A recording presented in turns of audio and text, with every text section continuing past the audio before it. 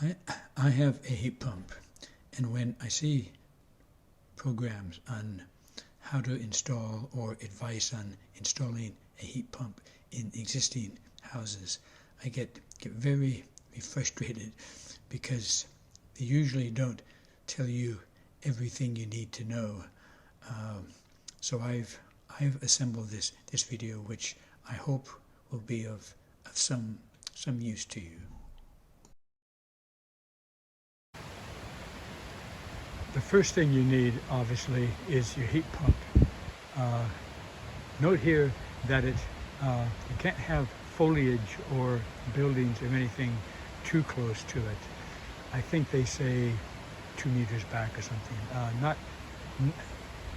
Not all houses will have that space, and it isn't on just now. But if it was on, you could hear the noise that it makes because there's a fan in there. In the back of it there, you see that the pipes going in and out of the house, and that insulation job you see there isn't all that great, but they should be well insulated, obviously. Then if we go inside now this could be in your kitchen or your utility room or your garage. This happens to be my garage. If you don't have either of those, what I want you to think about is where all of this would go. Now, the heat comes up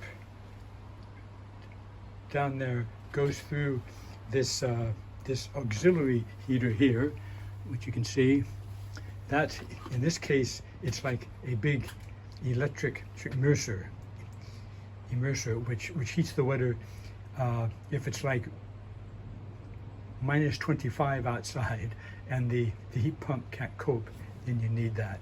Also, if the heat pump breaks down and you need hot water, obviously, well, that would heat it. Then it goes into the buffer tank. I mean, I'll get back so you can see the buffer tank. I mean, where is that going to go in your house? And there's expansion tanks like this, and there's also the control panel, which, if you see that little square in the top, that's giving out information. I don't think you can see it, but that will tell you the temperature that it's heating. It will say if it's on or off. If there's a problem like a high pressure or low pressure error, it will tell you that. So that should ideally be someplace you can see it, like in your kitchen. Unfortunately for me, it's in the garage, so I can't just keep my eye on it. That's the main on-off switch. That should really be out at the heat pump. And the only other thing to show you, perhaps, is it's a main valve there, and there's a filter in that, which has to be checked periodically. And this, of course, is a pump which is circulating the water. So now for the big item, though. So inside the house, you have to cater for the hot water cylinder, and that's obviously where the heat pump heats up the hot water. And there's a expansion tank that goes with that, and there's this plumbing. This temperature dial, I've added that on myself so I can just keep tabs. So you can see the space that it takes up. And of course, what you don't see is the plumbing behind the wall, both here and the garage. You have to cater for these pipes somewhere, so there might be a lot of redecoration in your house as well after. Now, if you have underfloor heating, you'll also have a manifold. There's the pump there, that black thing, and as you can see, it's a series of valves which pumps the water down through these pipes into your underfloor system. Again, on these red valves, which you won't see in the dark, but you can see if they're open or shut, and that's handy to know sometime, because they don't always work, or sometimes they stay open. So it's good just to have them somewhere where you can keep your eye on it, and it's a pressure gauge there, which of course you also want to keep your eye on. I have 3 of those in the system, because you want to know if there's a leak anywhere, obviously, and that's going to tell you.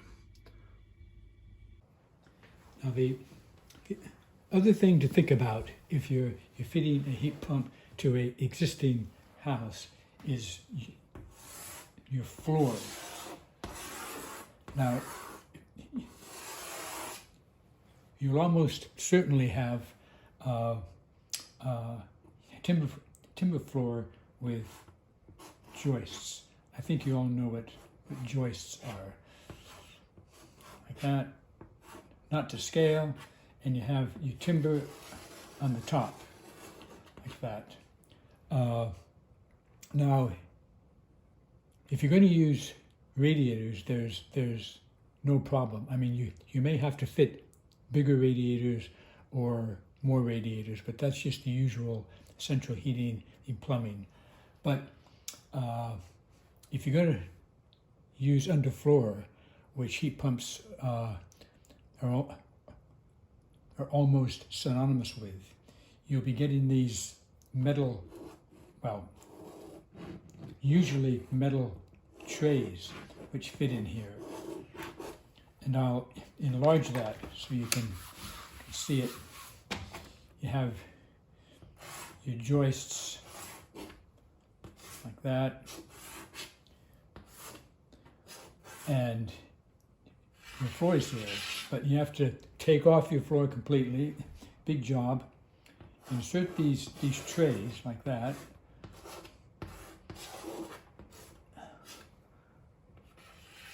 Now these trays are foam for insulation usually, and I'll exaggerate this, but they have these dips like this for your underfloor heating pipe. So you put your pipes in there like that, and then you put your flooring back on. And if you're going to use floorboards, it has to be engineered wood, because otherwise it warps. So as well as all the objects that have to fit in your house, you should think about what would be required to fit in underfloor heating. Just to bore you some more, just in case you don't know, why you use underfloor with a heat pump is you have you should have a concrete floor with insulation underneath and your pipes in here, and you get this thermal mass created with the heat, and so all of this area is warm, and of course that's where you're sitting and your feet are warm and you're warm, and it gets colder on your ceiling, but you don't care about that. I mean, with your radiators, as you know, the warm air goes up, heats the ceiling, which you don't want, cools off, comes down here, comes back, and it's cold here. So you're sitting in the cold. So underfloor heating is synonymous with heat pumps, but it's also because heat pumps make a